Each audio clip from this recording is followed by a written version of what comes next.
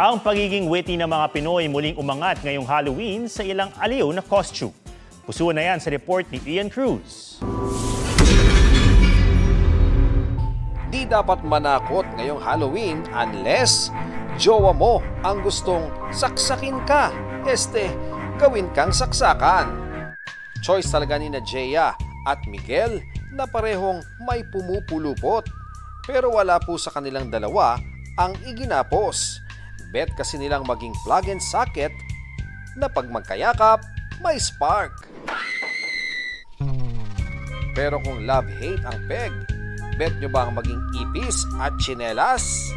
Tulad ni na Clarice at Raph. Dahil nakakatakot naman daw talaga ang ipis kahit makapalang tsinelas, pero pag pakpak ay gumalaw, tiyak, ikay mapapasigaw. Tiyak namang lampaso ang mga costume nyo pag tinapatan sina Howard at Lingyan. Map ba naman ang atake? May caution sign, pang ready. Nag-isip daw kasi sila ng something fun. Abay, paglilinis yata ang kinaaliwan. At kung nagdadalawang isip pa kung pupunta sa costume party, ito na ang sign. Welcome to Cutipunan Station ni na Kevin and Mon with the kids. May tren na ring nakahanda.